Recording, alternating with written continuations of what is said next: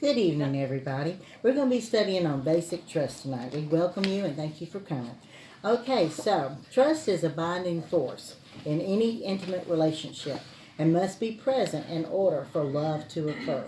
Even when someone loves you deeply, they can break your trust and leave you shattered and dismayed. Trust builds slowly, but it can be lost in a moment. At some time or another, we all experience some uncertainty about who we should trust, how much to trust, when not to trust, and so on. In fact, every day we make choices about who and how much to trust. Sometimes we are more willing to trust than at other times. If trust issues are not the number one cause of broken relationships, then they have to be one of the leading causes. A lot of arguments that couples have can be traced to insecurities that are masked as trust issues. So how do I know if I have trust issues? And why do trust issues develop in a relationship? Well, some of these are a lack of self-esteem. People who are insecure in themselves are prone to have trust issues in their relationships because they diminish their own value. They also tend to diminish their place in the relationship.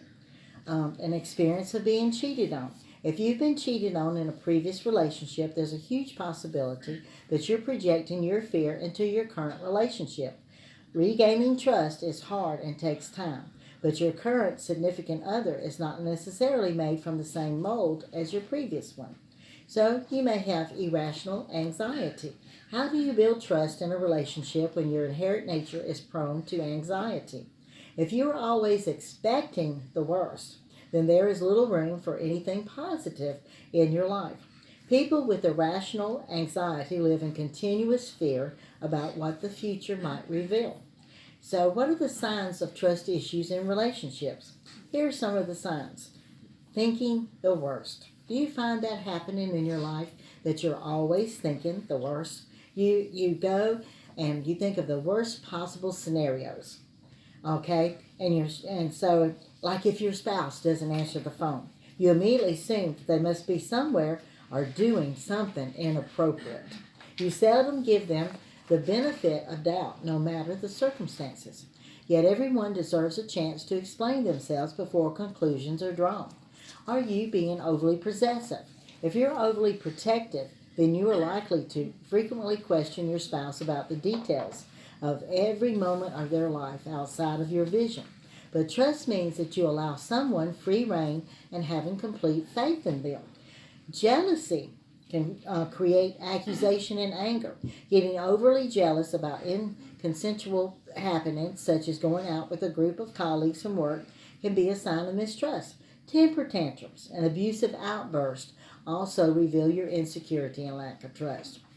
What about intrusion into communications? What about sneaking around, reading your spouse's cell phone all the time? Do you find yourself thinking, well, who are they talking to? And you sneak up behind the door and you're trying to listen and saying, what do they say? Who are they talking to? Look how long they're talking to them. Well, will they tell me about what they were saying? Who called? Will they tell me every detail? I want to know. I want to know. So I want to know. So, do you always want to know every little detail? So, that kind of behavior is someone who lacks trust. They have to know everything. Have to know. Okay, so what about playing the role of detective? Do you think that you're the detective? That you got to go around and you got to check up on everybody so you can trust them and know that they're telling you the truth? So time after time, you got to go check it out just to make sure they don't fall down one time, that every time they're telling you the truth, nothing but the truth. I think that song's nothing but the blood of Jesus. Nothing but the truth, right? Oh. So anyway, but you think you're that detective. You got to go around and you got to play I Spy. You know, if you're going around playing I Spy all the time, something's wrong with your trust level. You just got to trust. And so here we are. So you may have mistrust if you're seeing yourself sneaking around doing all these things. And what about if you're testing their love all the time? You got to prove to me how much you love me. Insecurity. You know, mistrust carries insecurity. So you're testing your spouse's love and their commitment. So you place test in front of your spouse when you have a lack of trust.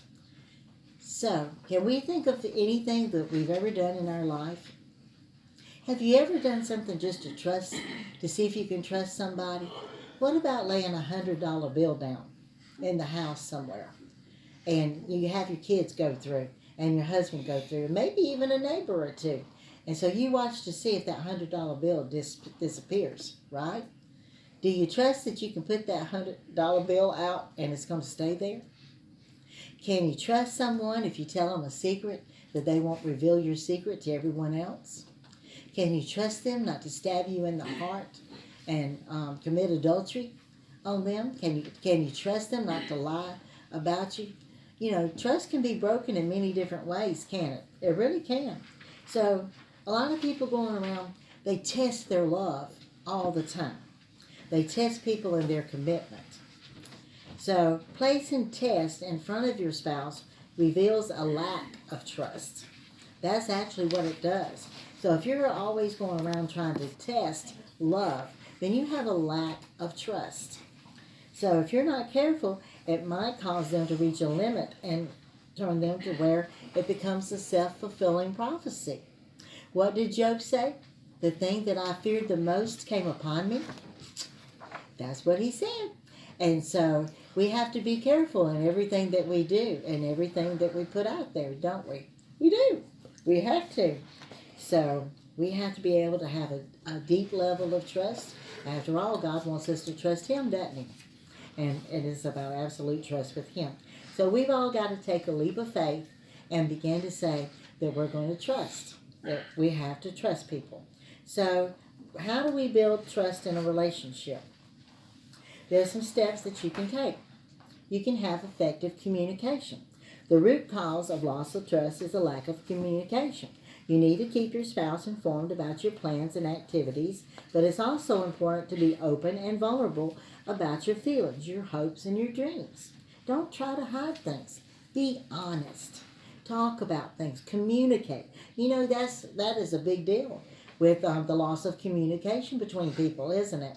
And just like when you send a text message, that people can't tell the tone of your voice. And a lot of times text messages are misconstrued, aren't they? By the wrong tone of the text, they think. And so we have to prioritize, I didn't say that right, did I? Prioritize our relationships. Don't allow yourself to get too busy to have your relationship. Recognize the importance of expressing your love and your feelings for your spouse. Let him or her know what they mean to you. Constant connection and affirmation can calm and pacify the most insecure heart and plays a role in resolving trust issues. Don't break your partner's trust. Don't break your mother-in-law's trust. Be honest with your mother-in-law. The last thing you want to do is break the trust of someone who is already having a hard time. False promises and miscommunication can serve to enhance a person's trust issues. Be loyal and express your unconditional love for your spouse and mother-in-law so that there is never a question of mistrust. So you might have to seek a Christian counseling for trust issues. That might be me. Okay, so don't take trust for granted because trust can be lost in an instant and it can take years to rebuild that trust, can it? And so be a person who can be trusted. So we're going to be talking about redeveloping our trust. But I want to tell you 10 signs that you might have a trust issue and how you need to begin your healing. Okay, because do you ever feel like it's hard for you to connect, to be warm, and have intimate relationships with people? Well, maybe you have mistrust. Maybe when you were born and starting out as a young baby that this mistrust came in. Maybe you've become untrustworthy. This can happen. So when you experience trust issues in a relationship, then you begin to build icy walls. And you think that, okay, I'm not going to become vulnerable again because this hurts too much. And so a lot of hurt and pain. And we're going to be talking about that. So the bad news about trust issues is overcoming your trust issues in relationships is probably going to be difficult. If you have real trust issues, you've been hurt in the past, your lack of trust is held in place by fear of being betrayed, humiliated, taken advantage of, or otherwise manipulated all over again. The perceived risk may be overwhelming. So, lack of trust is held in place by fear of being betrayed. The aching, hurt, and humiliation of the past have become so familiar, the feelings, although heavy and burdensome, are hard to let go because you're not sure how to feel anything else because you just wanted to feel cold and numb. You didn't want to hurt anymore. So trust issues are based on real life experiences. Some of it probably originated in childhood, even when you were born. Although adult mistrust can come in, sometimes it starts just when you're born, and we're going to be talking about when we have been born and what happens. So why is it so difficult to let go of these trust issues? Well, prejudice. Now you're all looking shocked at me when I said that. Okay? Not in a racial sense. Legitimately obtained trust issues color your thinking. Did you hear that? It colors your thinking. You have stinking thinking. All right? Instead of thinking correctly, when you have a spirit of mistrust, then you view everything with colored glasses. All right? And you don't want to let your guard down. And you have prejudice, prejudging. Okay? There's an ongoing suspicion. Suspicion. Do, do, do, do. You heard that song, haven't you? Okay? Because you believe, Tammy, she says she never heard it. She's too young. Okay, well, this is on. But you think that people are going to hurt you. In fact, you are looking for someone to hurt you because of your mistrust. So you look for the signs. Got a road sign over here on the end. Here's the sign. You play movies in your head of how someone is going to take advantage of you. You predict betrayal. The fear and anticipation of pain keeps the trust issues alive, giving them newfound relevance. Okay? Unfortunately, trust issues inevitably turn into self-sabotage. For example, when you don't trust, you don't connect with others, missing out on chances to get to know people, to network, form friendships. Intimate relationships can only be called self-deprivation. Lack of self-confidence, missed opportunities, loneliness, and even social anxiety are the results of this kind of self-sabotage, which is maintained by painful trust issues that will not relent. You've got your reasons for self-sabotage in the form of very real trust issues.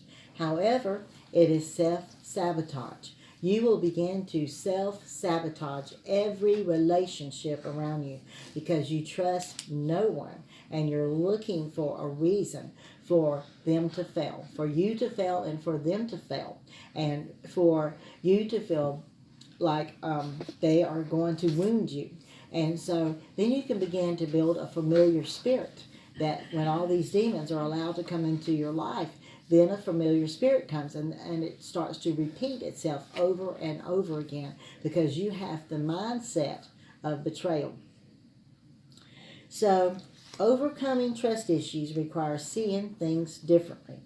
We have to see that we need to trust. We don't need to use mistrust as a self-protection and self-sabotaging. We don't need to do those things.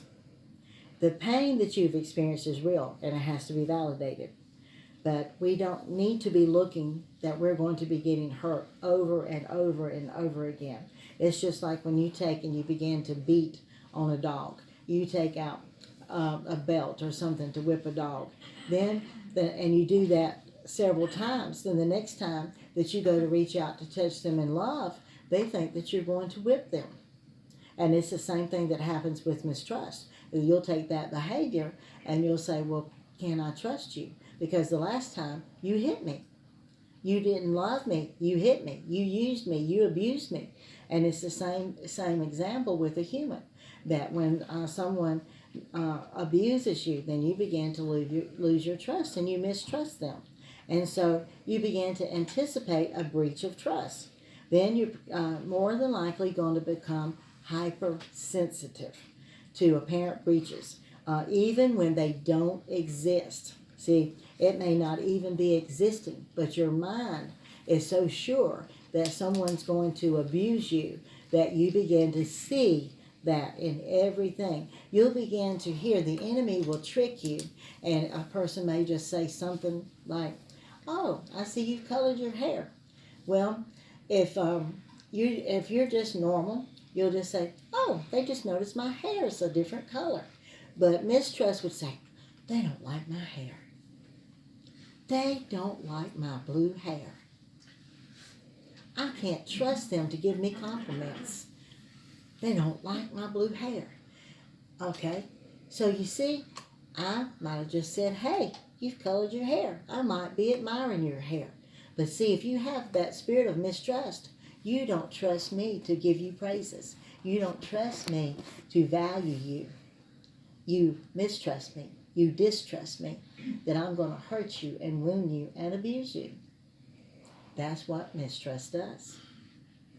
It takes and it twists the truth. It's always taken and demonically making you abused, making you wounded. It inflicts pain upon you. It makes you have self-sabotage, where you don't begin to believe that you're fearfully and wonderfully made and that God loves you and others love you. It works against you when you believe the lie. After all, isn't that one of Satan's biggest things? For you to believe the lie. He's only got the same old tricks he's always used, right? So, emotionally, don't become hypersensitive. That's what mistrust does. It makes you double blind, doesn't it? So, here are 10 points for resolution. 10 signs of trust issues in relationships. You predict how people will betray you without evidence of betrayal. Have you become one of those murder mysteries persons? You know, you always got the answer of who murdered who. After all, isn't that what mistrust is? Murder? Think about it. You've already planned it out, what they're thinking, what they're doing. You've got the murder mystery solved, right? That's what mistrust does. Murder. Murder of the tongue. Murder of the mind. Murder. It's all about murder, isn't it? That's what mistrust does. It murders. It takes. It steals. Okay, so you predict how people are going to betray you without the evidence of betrayal. But you're looking. You got out that spyglass, and you're looking for the signs that they're going to betray you. They're going to betray you. Oh, I see something right there. That's how they're going to do it. Yep. So you trust people you have no business trusting. Have you ever done that? Maybe you say, all right, so I kind of think I don't trust people as much. But then you trust people that you shouldn't trust. It's like your discernment gets all messed up, doesn't it? It gets all messed up. You don't know who to trust. And then you trust the wrong one. And then they betray you, these people that really shouldn't have been trusted. And so it becomes an emotional, self-fulfilling prophecy about this mistrust that you have. Does anybody in here feel like they might have a spirit of mistrust? I do. I thought it as I was studying this, that I used to be so gullible, but now I don't trust people like I used to. And she says, shame on me. Truly, because of incidences of true betrayal, then you begin to lose your trust. And so, but you might trust people too quickly. Too quickly. Trust has to be earned. Okay? Trust has to be earned. All right, but we should try to keep our minds open. And we should be keeping our mind open to love and to trust, shouldn't we? We should try to trust people. And even if they've done things to make us not trust them, we need to try to rebuild those relationships, don't we? So number 4, sharing is not caring. With flaring trust issues, sharing isn't caring. It may feel more like emotional sadism. Takes trust to open up and share your thoughts and feelings. Have you ever done that? You share your thoughts and feelings, and you feel like, hey, they didn't minister to me. They weren't soft, kind, gentle. I might not trust them next time to be so open about my open wounds. And there is a trust thing with sharing your wounds with someone, isn't it? There really is. And so, and we don't want to give our inner feelings to people and for them to trample on things that are important to us, do we? So, are your relationships shallow? If you have shallow relationships, like, do you love them and leave them? Is this happening in your life? You might have a friend for a month or two, and then something comes up, some kind of event, something, and then it's like, okay, I'm shutting off this relationship. Do you find yourself closing off your relationships and not bonding with people? You may have a mistrust issue. If you can't be warm and fuzzy and you can't have long lasting relationships, I would say you probably have a mistrust issue. What about emotional commitment? Oh no, I know, because you might lose. You might lose something. If you have an emotional commitment with someone and you trust them, and then something in your mind colors the relationship, and you think, oh, they're going to betray me. So, no, I'm not going to commit to anybody anymore. And we see this. People going from marriage to marriage to marriage is because they might have a bad marriage that they start out with. And because they built up icy walls of mistrust and they're not going to let their icy walls down, that they can't really and truly give themselves to someone and become one. This happens because of mistrust, of woundedness. And so we have to take and heal those emotional wounds, don't we? Because betrayal is inevitable with someone, somehow, some way. But how are you going to deal with it? When you already think, I'm going to lose. See, if you set your expectation up to lose and not to win, are you going to win? You're going to lose. So, if you have mistrust and you think that you're going to lose every time, then that's what's going to happen. Just like Job, his worst fear came upon him. So sometimes genuine mistakes can seem as an awful breach of trust. People are not perfect. We all know that. So, but how does your mind run? If she's running late, is she trying to hide something from you? And y'all don't tell me you don't have these thoughts. When he speaks loudly, he secretly hates me. If she can't talk right now, she's rejecting you. Does anybody ever feel that? If your mate doesn't have time for you because they're busy doing something else, that they're rejecting you? Anybody have that feeling? Or are they just busy? Or have you picked an inopportune time to talk to them and you need to wait till a better time? So maybe mistrust. What if you don't want them to scan through your phone? Do they have a secret lover? You can go through my phone, any of you, at any time. All right, 8. Others may see you as self-righteous, impossible to please, or unforgiving. This can be mistrust because you're not going to be yourself. You're going to build up those walls. What about accusations? Okay, 9thly, it may make you feel very lonely and isolated and make you feel like an outcast. Do you know some people feel like they never fit in, that they're always on the outside looking in because they have mistrust? Because when you can't trust people enough to share your true self, no one is going to know you or witness your true self. If you're not being your true self, how can they build a relationship with you? They don't know who to build a relationship with. And so that's going to make you become lonely and isolated. Despair. Have you been suffering from despair? Do you have emotional problems? Has mistrust made you where you isolate yourself and you fall into depression? We're going to have to let go of some of these trust issues so that we can love more fully. And you may have to have someone to help you. You have to be willing to risk the pain of learning to trust. This is the process. Find a trust partner. Learn how trust works. Take emotional risks with your trust partner. Confront your trust prejudice, your suspicions, your fear, your painful feelings around trust as you take calculated risks. Learn from the process.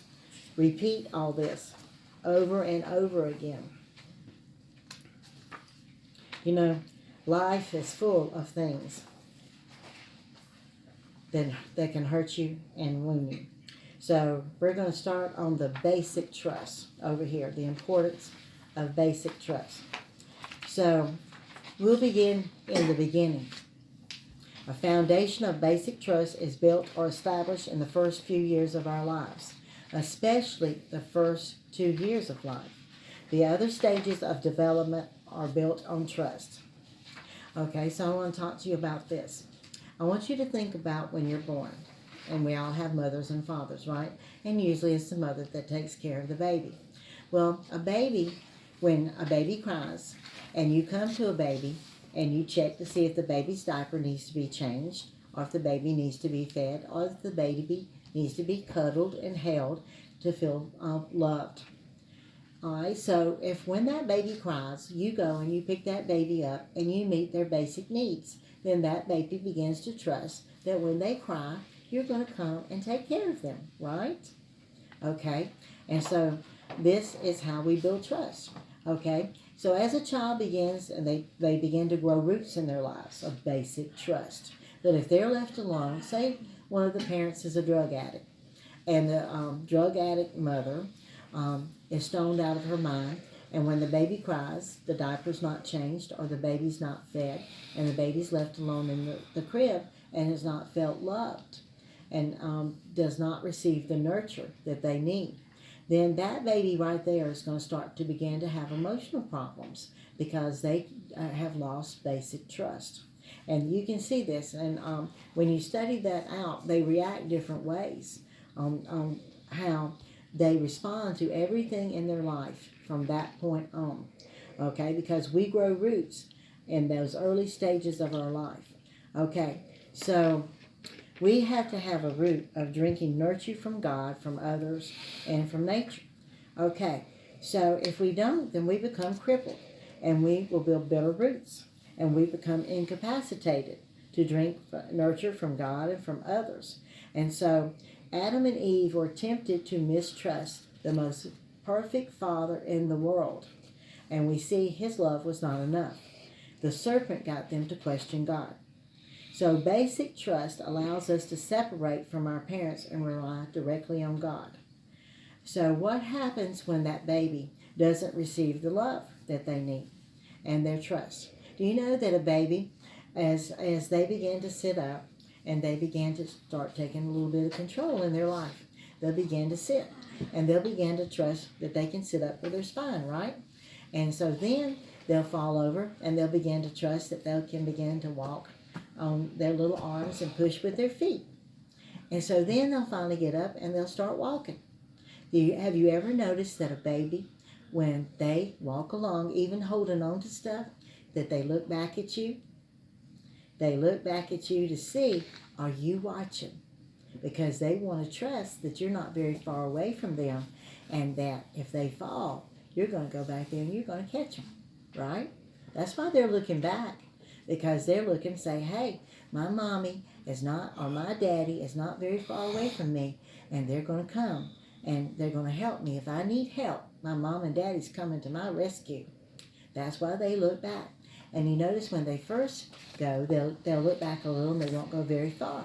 But every time they go and they venture out a little more and they look back and you're there watching them and they know that they can trust you to be there, they're going to go a little bit further. And so they're building their trust, aren't they? A little bit and a little bit more and a little bit more. Well, that's the way it is in all our relationships with people. That we give you a little bit and we can trust you with that, then we give you a little bit more, right? Until you give us a reason not to trust. And so that's so important to build that basic trust. So how do we develop that capacity for basic trust? We have warm, tender affection from both mothers and fathers. That creates basic trust. When we're held, we're rocked and comforted in the first 6 years, especially the first year of life. It creates a foundation of trust in life. Have you noticed when a baby begins to walk and you cheer them on and you'll say, come on, and you'll clap your hands and they'll reach out and they'll take one step and they may fall down, but then you pick them up and you say, come on, and they'll trust you again and they'll take 2 steps. So that's how they begin to walk. And that's how we begin our walk in life, is that basic trust. And so it's so very important. And everything in a baby's life is new.